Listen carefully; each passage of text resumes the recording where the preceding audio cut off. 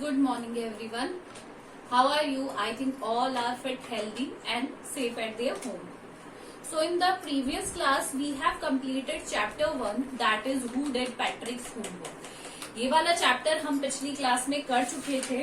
I hope you all have done your work related to the chapter. सारा work आपने class में मैंने आपको क्वेश्चन आंसर्स वगैरह सब कुछ भेज दिए थे. Now today we will start with the paragraph 1 of chapter 2 Taro's Reward. सब आज हम कौन सा चैप्टर स्टार्ट करेंगे? Chapter 2 Taro's Reward. रिवॉर्ड क्या होता है? इनाम. रिवॉर्ड का मतलब होता है इनाम. ठीक है, तारो का इनाम. इनाम क्या था तारो का? So basically this is a Japanese story. एक तरीके की जापानीज स्टोरी है. मैं आपको एक बार ब्रीफ में बता देती हूँ. This is a Japanese story. एक जापानीज स्टोरी है जिसमें एक लड़का होता है and he was a very kind and heartly son. He was always wanted to do the things for his parents. वो हमेशा कुछ ना कुछ अपने पेरेंट्स के लिए करना चाहता था. But one day he found a fountain of a healthy shake. यहाँ पर शेक या शेक कहेंगे. वैसे इसमें ऊपर अपॉस्ट्रॉफी लगी हुई है तो इसे क्या प्रोनाउंस करेंगे? शेक. जो कि गर्मियों में जैसे हम लोग सर्दियों में काढ़ा पीते हैं ताकि हमारी बॉडी वार्म रहे, उसी तरीके से. और वो बहुत ही उस टाइम पे क्या था? कॉस्टली था. जो शेक था, शेक जो भी प्रोनाउंस करना चाहें आप.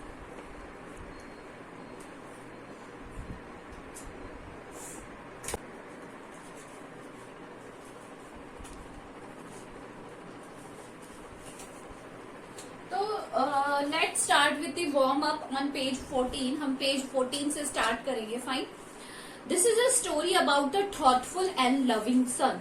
तो we are going to start with the hard words also. Hard words भी हम साथ के साथ करते जाएंगे ताकि आप लोगों को होमवर्क मिल जाए. First is your thoughtful. Thoughtful का मतलब होता है विचारशील, जो बहुत ही ज्यादा क्या करता है? सोचता है, विचारशील होता है. एंड लविंग सन, बहुत ही ज्यादा क्या था? लविंग सन था वो. He works hard to fulfill his parents' wishes. और वो क्या करता है? बहुत मेहनत करता था अपने पेरेंट्स की विशेष पूरी करने के लिए. And get some unexpected. Unexpected का मतलब होता है जिसे एक्सपेक्ट नहीं किया जाता. Unexpected help. Fine. Unexpected help. तो वो अपने पेरेंट्स के लिए कुछ ऐसा करना चाहता था जिसकी कल्पना उसने कभी की नहीं थी.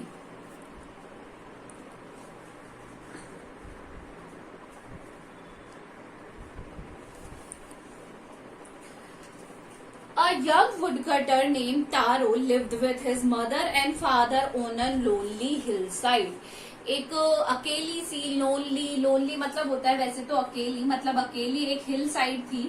लोनली भी हमारा एक वर्ड है, हार्ड वर्ड. और hill side.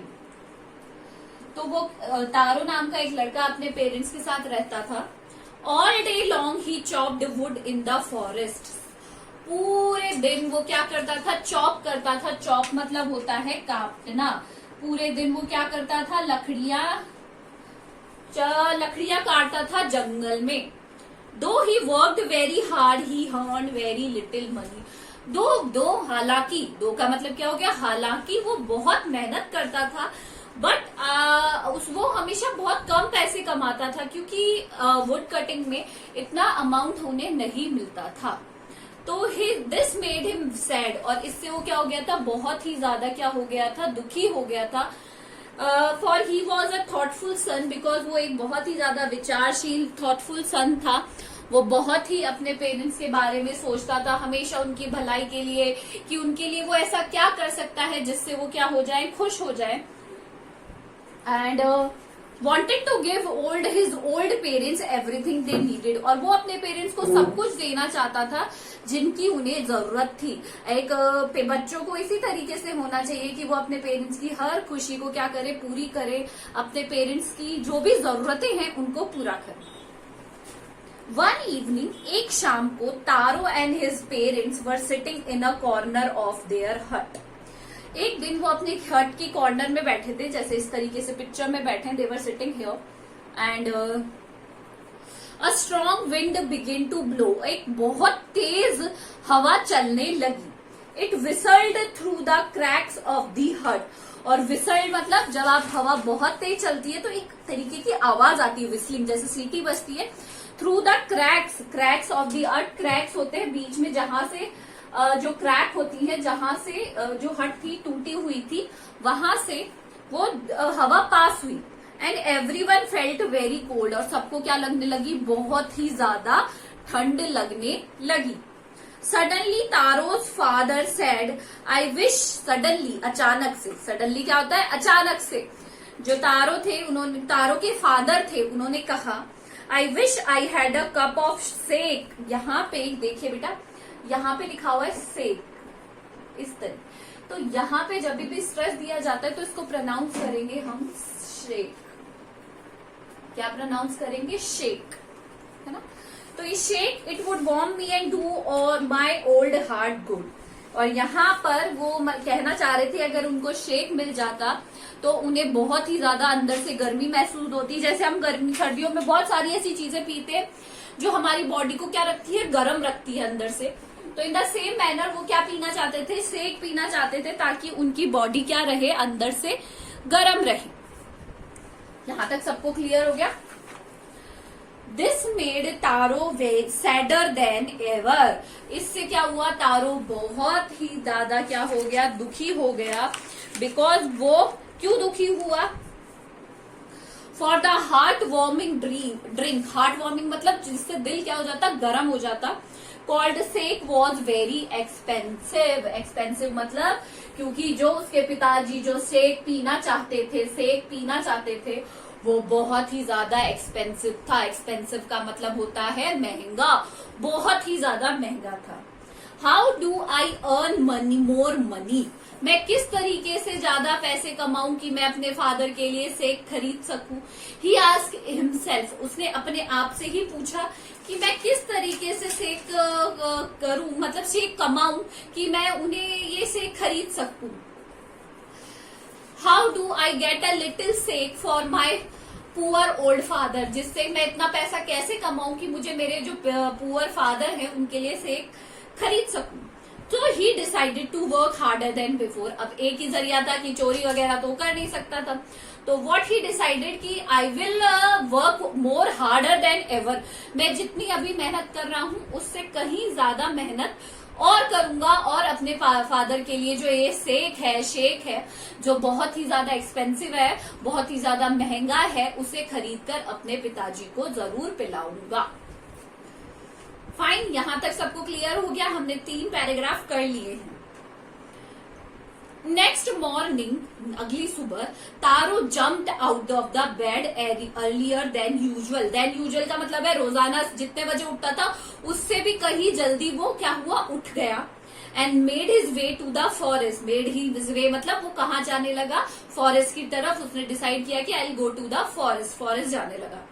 He chopped and cut, he cut and cut as the sun climb. और बस वो चॉपिंग करता गया, कटिंग करता गया, चॉपिंग करता गया, लकड़ियां काटता गया तब तक जबकि सूरज उसके सर पर नहीं आ गया. And soon he was so warm. अब जैसे ही आपने देखा होगा गर्मियों के सर्दियों में भी अगर हम बहुत ज्यादा देर धूप में बैठ जाते हैं तो हमें क्या लगने लगती है, गर्मी लगती है. तो वो तो फिजिकल वर्क कर रहा था तो उसे क्या लगने लगी, बहुत ही ज्यादा गर्मी लगने लगी. That he had to take off his jacket. और इतनी गर्मी लगी कि उसने अपनी जैकेट उतार कर रख दी. टेक ऑफ करना मतलब होता है उतार कर रख दिया. His mouth was dry. धूप बहुत के कारण, पसीनों के कारण, गर्मी के कारण उसका मुंह क्या हो गया था, सूख गया था. उसका माउथ क्या हो गया था, his mouth was very dry. उसका माउथ सूख चुका था मुंह से. And his face was wet with sweat. और उसके मुंह पर पूरी जगह स्वेट क्या होता है, पसीना. स्वेट क्या होता है, पसीना. तो उसके पूरे चेहरे पे क्या आ गया था, पसीना आ गया था. My poor old father he thought if only he was as warm as I. तो उसने अपने आप से ही कहा, काश मैं जितना गर्म इस टाइम पे महसूस कर रहा हूँ, काश मेरे पिताजी भी इतनी ही गर्मी महसूस करें. क्या उनको वो सेक पीकर ऐसा ही महसूस हो. And then with that he began to chop even faster, और जैसे ही उसको दोबारा अपने पिताजी का ख्याल आया, उसने दोबारा जल्दी जल्दी बहुत ज्यादा चॉप करना शुरू कर दिया. Thinking of the extra money he must earn to buy sake to warm the old man bones. और ये सोचकर और भी ज्यादा तेज काम करने लगा कि उसके पिताजी के लिए वो जल्दी से बहुत शेक खरीद सके, ताकि उसकी जो बूढ़ी हड्डियां हैं उसके पिताजी को, उसको थोड़ी सी गर्मास मिल सके, थोड़ी सी गर्मी, थोड़ी सी वार्मथ महसूस हो, ताकि उनको ऐसी इतनी ठंड में क्या मिले, थोड़ी सी राहत मिले. तो इसलिए उसने बहुत ही जल्दी जल्दी वुड को काटना क्या किया, शुरू कर दिया. He decided to work even more faster. तो यहां पर हम एक वर्ड और लेंगे, that is heart warming and last is harder. So these are the 10 words जिनके आपको हिंदी एंड इंग्लिश मीनिंग्स करने हैं आपकी फेयर कॉपीज में. मैंने आपको बता दिया है, you have to make 2 separate copies for English reader and English grammar. One will be your English reader and one will be your grammar, and you have to do your work on with the date. Fine? आप लोग date से करेंगे. And आज के लिए हम इतना ही करेंगे. Tomorrow we will continue from the paragraph 5th. This is all for today. Thank you.